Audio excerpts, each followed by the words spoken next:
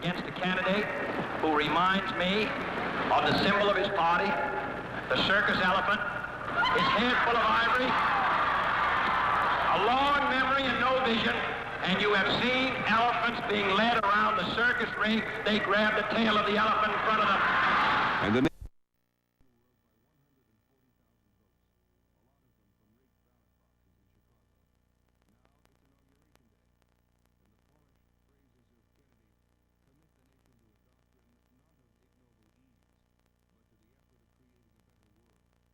I, John Fitzgerald Kennedy, do solemnly swear that you will faithfully execute the office of President of the United States. that I will faithfully execute the office of President of the United States And will, to the best of your ability, and will, to the best of my ability, preserve, protect, and defend the Constitution of the United States. preserve, protect, and defend the Constitution of the United States. So help you God. So help me God.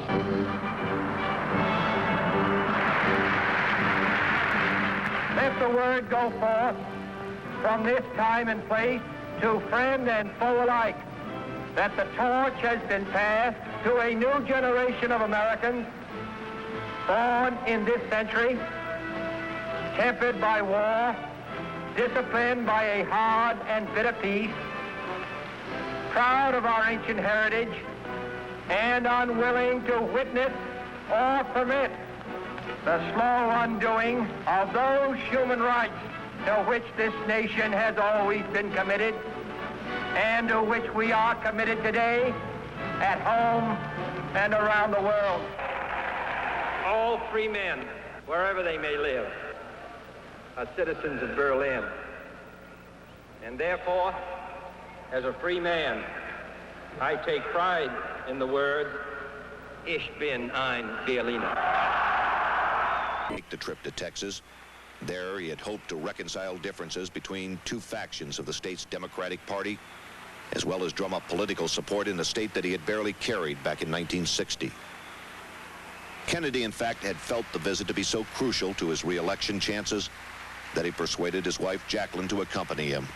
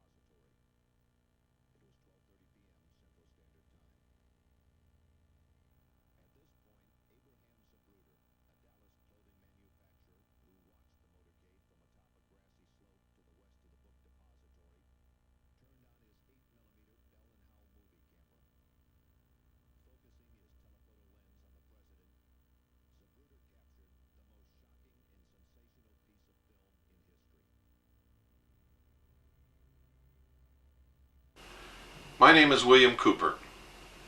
Between the years 1970 and 1973, I served on the intelligence briefing team of the Commander-in-Chief of the United States Pacific Fleet, who at that time was Admiral Bernard Cleary. I was attached to the Office of Naval Intelligence. I had a top secret, Q, sensitive compartmentalized information, security clearance, and actually had access and the need to know almost everything that the Admiral himself, the members of his staff, and many high-level government officials. It was during this time that during the routine course of my duties, top-secret documents crossed my desk that I was able to read that outlined everything that really and truthfully happened, according to those documents, in Dallas on November the 22nd, 1963, when President John F. Kennedy was assassinated. According to these top secret documents, the intelligence community and the national security apparatus considered John F. Kennedy to be a threat to the national security. It did not explain what this meant. It stated also that he had ordered the security establishment to prepare a plan to reveal to the American people within the following year the truth about unidentified flying objects. It also stated that he had ordered the intelligence community and the CIA specifically to cease importing and selling illegal narcotics, drugs, to the American people in order to finance their black projects. Now we know that he had ordered also the printing of real money, again, silver certificates, backed by real silver money. And we also know that that would have broken the back of the Federal Reserve. He had also threatened publicly to disband the Central Intelligence Agency and scatter it to the thousand winds. We know that he had refused to provide air support for the invasion of the Bay of Pigs. A lot of people were really angry and upset with John F. Kennedy. It's stated in those documents that the assassination pistol used was prepared, manufactured specifically by the Central Intelligence Agency for assassinations. It was electrically operated, gas-powered, and could either fire a poison dart, a small hypodermic needle, or an exploding pellet which could contain any one of several deadly poisons. These documents stated that William Greer, the driver of the president's car, a Secret Service agent, and ex-chauffeur of the Lodge family, turned in his seat and fired with this assassination pistol at point-blank range at the president's head, an exploding pellet filled with shellfish toxin, which really killed our president. President Kennedy's brain was missing. Another was substituted in its place, which showed little or no damage at all. Completely opposite of what the doctors at Parkland Hospital described. The documents that I read said that President Kennedy's body was taken out of the casket on the plane and actually arrived at Bethesda Naval Hospital a full 30 minutes before the empty casket that the public television cameras and Mrs. Kennedy accompanied. It stated that when the autopsy was performed, they found that the brain had already been severed at the spinal cord and showed little or no damage whatsoever. This has since been confirmed by independent investigators other than me. But I can prove that as far back as 1972, I told all of these details to several other people, one of whom I have disclosed publicly already. In this film you're going to see, this film narrated by a man named Lars Hansen, the film that he claims that he prepared and discovered. We really haven't gotten to the bottom of that yet. You're going to see this act, but this is a poor film. Watch closely. Keep your eyes on the driver. Remember, if you want to see who murdered a man, don't watch the man being murdered. Look around. In this instance, keep your eyes on the driver. Now, if you don't see it in this section of the film, you're going to see a better film after this, at some point. And then, before this video is over, you're going to see the most crystal clear, most beautiful copy of the Zapruder film you've ever seen in your life. And you're going to see, without any doubt, William Greer shoot President Kennedy and kill that man in Dallas.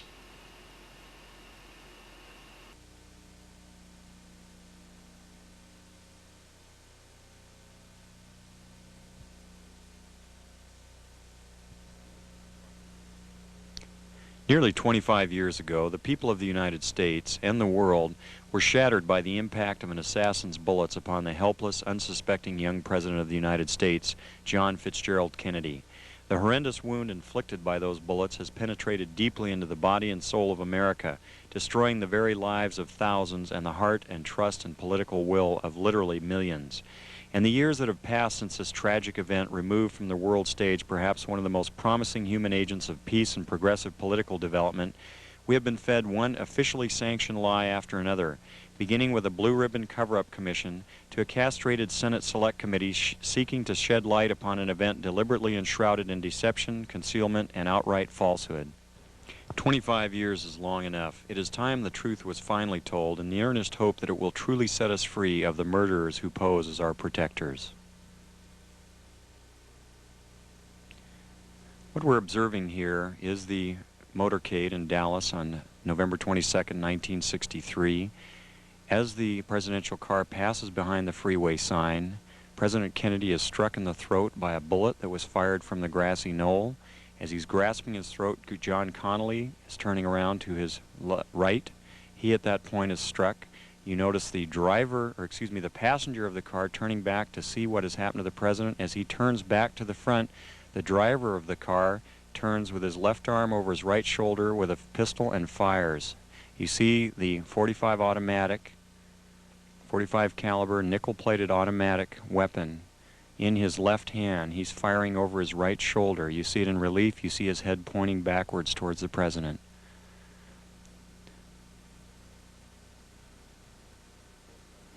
In this enhanced close-up, you see the impact of the bullet upon the president.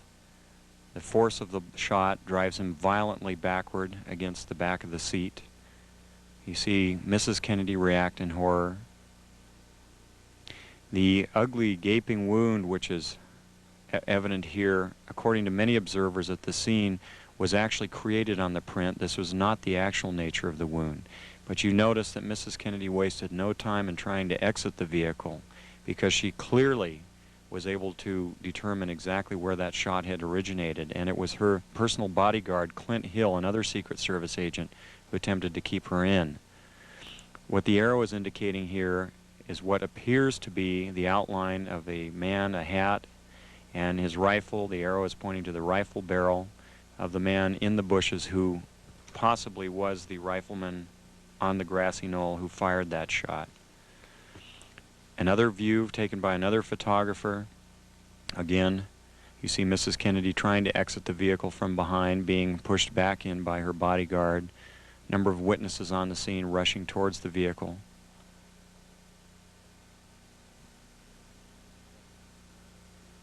In this section, the man standing on the far right of the wall there is Abraham Zapruder, the photographer who took the original photos. The arrow here is indicating what was very likely the rifleman on the grassy knoll, the man who fired the shot which penetrated Kennedy's throat from the front, not from behind as the Warren Commission would have you believe.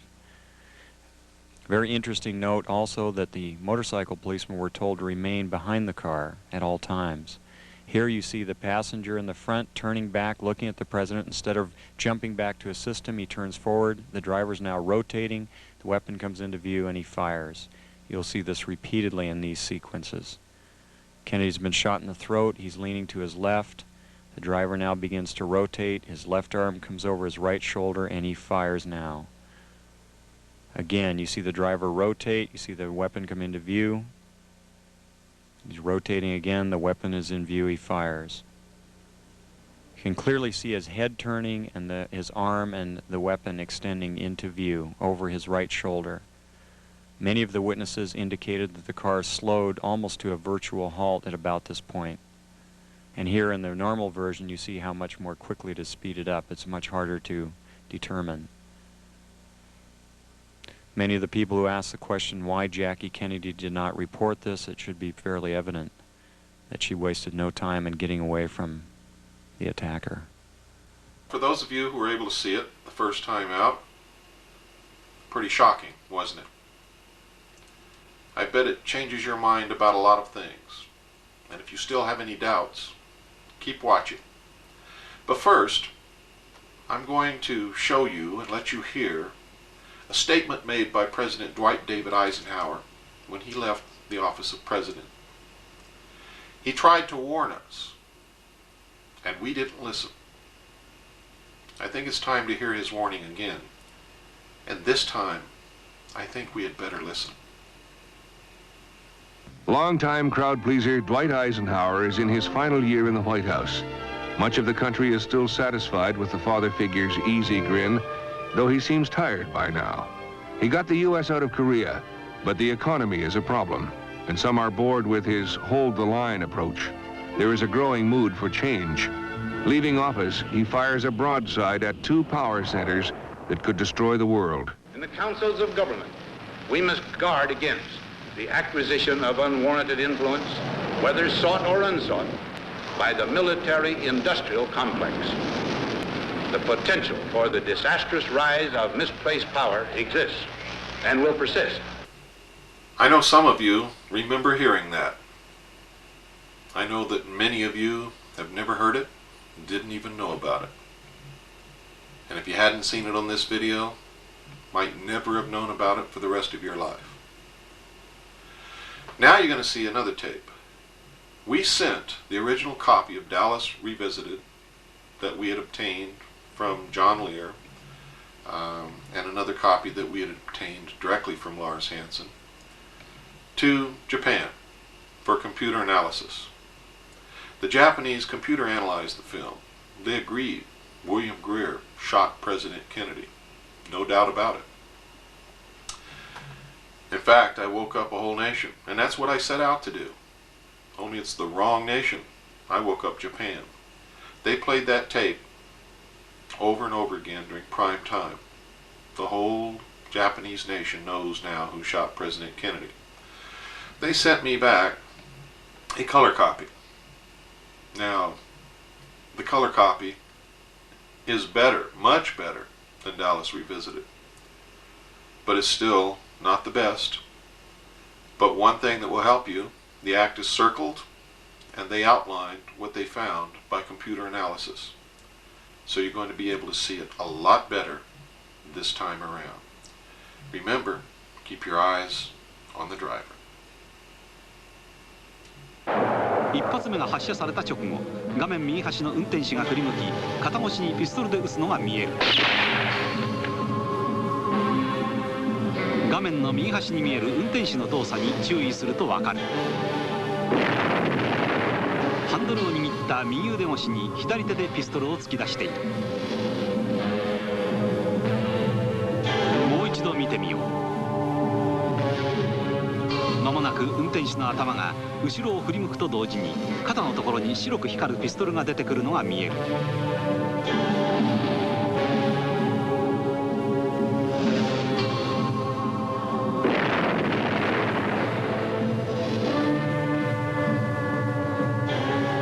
今後ろを振り向く。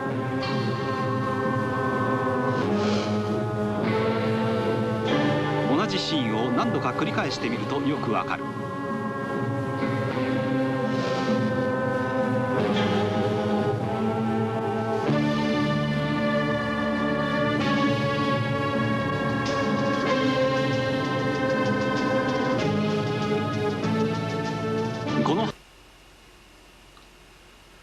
Well, I know that now a lot more of you have seen it. A lot more than saw it when you watched the original black and white Dallas Revisited at the beginning of this videotape. And I bet there's some wet eyes out there. You've probably gone into the Kleenex box or into your pocket for a handkerchief. Don't be ashamed and don't be embarrassed. It never fails to bring a lump up in my throat. And for the first couple of years that I showed these tapes, I had tears in my eyes too. It's a very emotional experience. I've been trying to wake up America for 4 years. I'm making some progress, not enough. A lot of people have severely criticized me because I didn't have evidence about the gun and I didn't have evidence about the shellfish toxin. In fact, people told me that the CIA had never engaged in assassinations. If they had just been aware of the House Select Committee on Assassinations, which investigated this very subject and this very assassination in 1976, they would know that that's not true. For it's in the archives of the film of those hearings that we find reference to the gun, photographs of the gun, film of the gun, reference to the shellfish toxin, but still no proof of the toxin. Until we watched a show on television, on public broadcast station, one night, here recently, called Secret Intelligence. And in that film, it showed a PhD doctor, Hannell is his name, explaining and showing where and how they manufactured shellfish toxin to be used in assassinations at Fort Detrick, Maryland, under the supervision and control of the Central Intelligence Agency. Now you're going to see those two clips. These two clips came to me originally from a research team of Colonel Keith Ranch. That's an honorary title, by the way, given by me for the outstanding work that he's done in helping us unravel this mystery and other mysteries. And Gordon Davis. Now the copies they sent us weren't too good, so we kept searching. We found better copies than that, and that's what you're going to see. Now you're going to see the gun, and you're going to see proof that they used shellfish toxin, and that the CIA had both of these in their possession. We have seen today the dark side of those activities, where many Americans who were not even suspected of crime were not only spied upon, but they were harassed, they were discredited, and at times endangered. Frank Church headed a Senate committee probing the intelligence community. Church took an open approach that some of his colleagues questioned. Where does the public's right to be secure override the public's right to know about something? Because in informing the public on a very sensitive matter, you're also informing the potential enemies of the United States. So I think you run into a philosophic conflict there. And I err on the side of protecting the security of the people. For 30 years, Congress had turned a blind eye to intelligence. Now senators competed for the national spotlight as the intelligence hearings went public. Every television camera in town was there, and it was really cranked up for a great show. I was told to bring this gun that we had developed and never used on people. My counsel, a very splendid guy who was with me, he said, look, don't you get near that thing. If it has to be handled, I will handle it. Have you brought with you some of those devices which would have enabled the CIA to use this poison for? We have indeed. For killing people?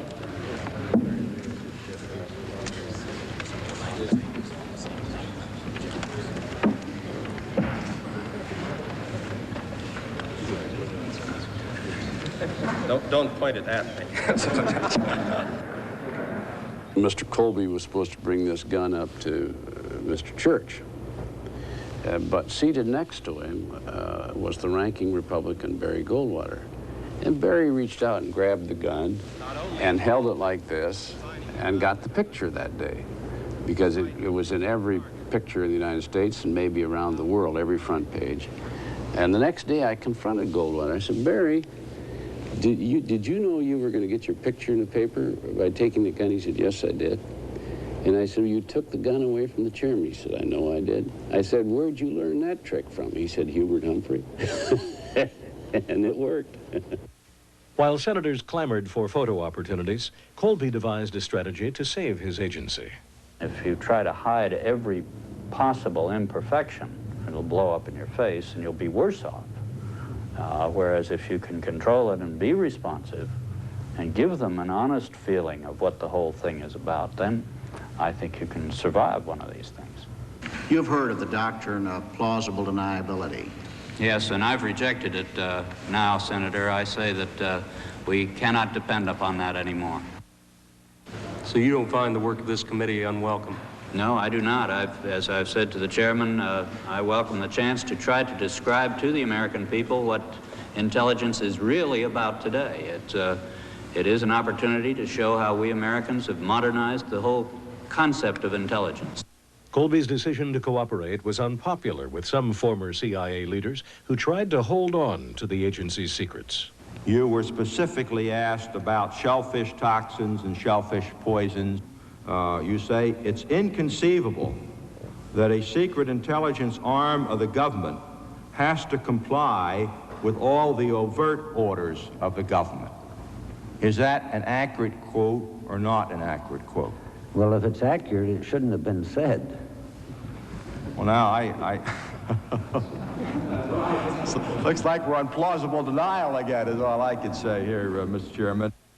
Well, you're never entirely sure because, after all, many of the people in the CIA have been trained to lie. That's their job, to spread propaganda overseas. Not that all of our propaganda are lies. In fact, most of it is an effort to reinforce the truth of what America stands for. But some of the propaganda is lies. So you're dealing with people here who have been trained to mislead when they need to. But all you can do, and all we did, was to ask as many people, as many questions as we possibly could, and when we found contradictions, to pursue those contradictions by asking yet more people. If one has in one's possession or under one's control bacteriological or chemical weapons, they can be used both defensively and offensively.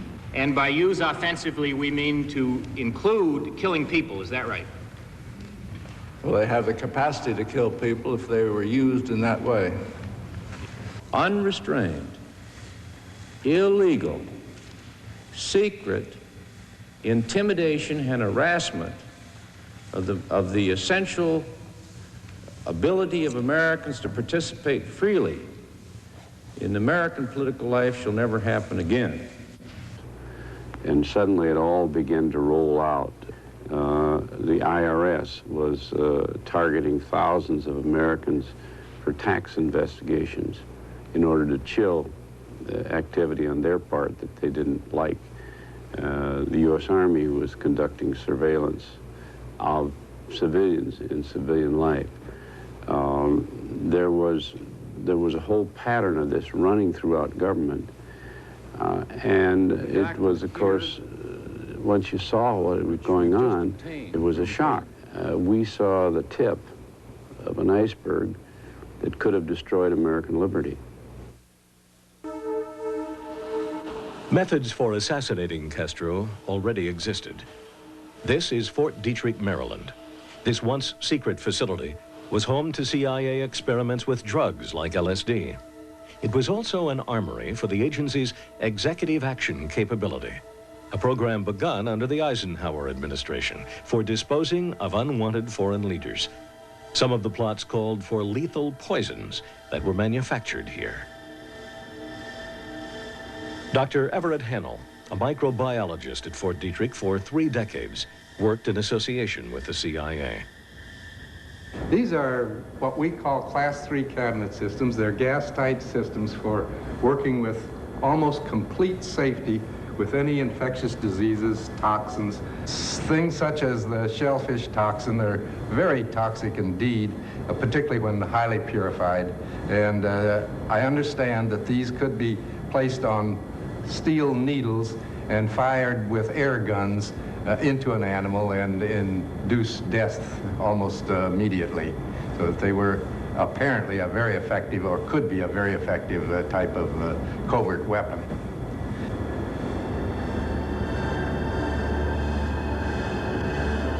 But the real targets of these deadly drugs were not animals. Well, now that you've seen the gun, and now that you know that the shellfish toxin did exist, and that this weapon was capable of firing it in pellets or on needles, and killing animals and people, things take a more sinister turn. And Bill Cooper's not quite as crazy as everyone thought he was in the beginning. Show you the best copy that we have of the Zapruder film. Crystal clear, sharp color. You can see everything that happens in that automobile and around it. Clear as a bell. Before we show you that film, though, we're going to show you a picture of Lee Harvey Oswald standing in the doorway of the school book depository building on the ground floor. And I'm going to tell you that the Warren Commission and the 1976 House Select Committee on Assassinations both knew about this photograph and rejected it. Then we're going to show you a picture of Oswald in custody wearing the exact same clothes. Exactly. No difference whatsoever. Now, because there are some out there who claim that the man standing in the doorway was a man named Lovelace or Lovelady, we did body measurement proportion comparison analysis between the man in the doorway and Lee Harvey Oswald in captivity. There is no doubt whatsoever, ladies and gentlemen, that the man in the doorway is Lee Harvey Oswald. Examine the photographs and you judge for yourself.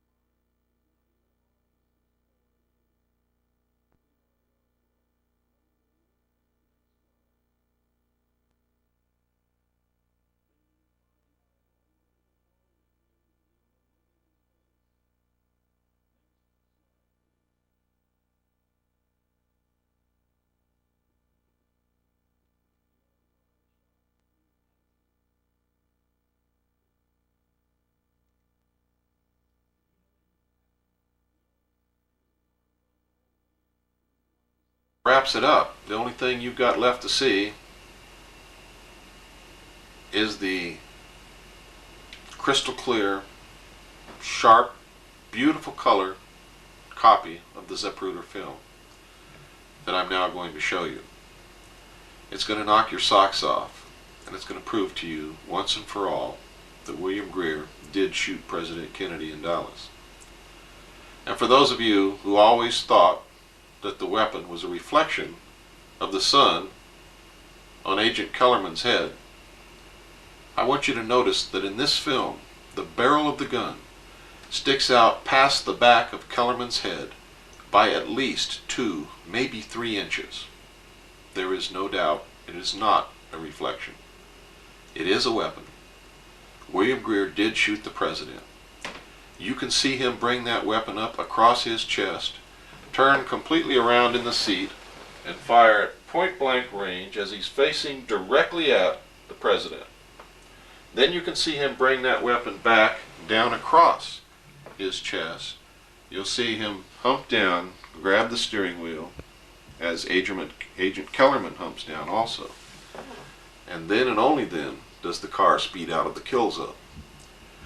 You must understand when you watch this film, ladies and gentlemen, that these are trained Secret Service agents. The only people in that car who did what they were supposed to do was Governor and Mrs. Connolly. They got down on the floor. The driver of the car was not supposed to turn around, nor was he supposed to draw a weapon. He was supposed to get that car out of the kill zone as quickly and as efficiently as possible. The agent in the front seat was supposed to draw his gun, attempt to discover the assassins, and return fire. Neither one of those 2 men did what they were trained to do.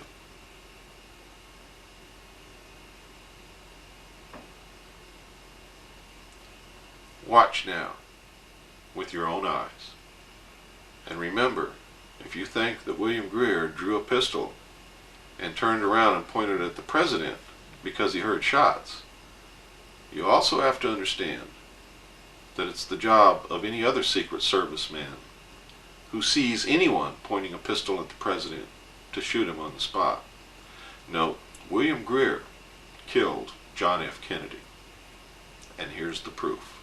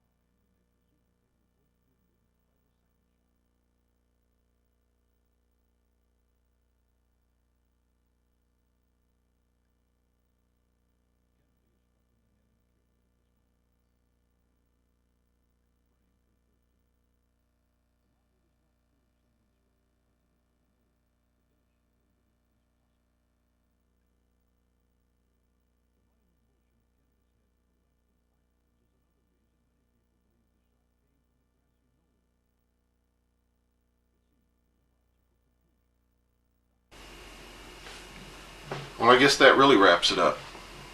I hope that I have stirred you deeply. I hope that you're upset. I hope that you want answers. I hope that you send a copy of this videotape to your senators, to your congressmen, to the Supreme Court judges, to the Attorney General of the United States, to anyone else that you can think of. Please, do it. And remember, don't get sidetracked by the Asian tour of the secret government. Remember, Robert Groden, who has a bestseller out on the Kennedy assassination, and who's now trying to tell you that Kennedy was hit simultaneously from the front and the back, is one of those Agent Tour. He is the man who, with false credentials, that he was the #1 best independent photo interpretation expert in the world, was hired by the House Select Committee on Assassinations in 1976 to view the Zapruder film and tell the committee what it contained. He blatantly lied to Congress when he said that William Greer never took his hands off the wheel. Remember that. And remember this: Robert Groden is not a photo analyst, has never been a photo analyst, has never been to school on any type of photography whatsoever, has no photographic credentials at all. His resume is a complete and total lie. Wake up before you're destroyed. The New World Order is right around the corner, and the men that killed John F. Kennedy are the architects of the New World Order. Goodbye. I hope that I've educated you. Please don't believe anything that I've said. Believe your own gut, your own eyes, your own research. And God bless you.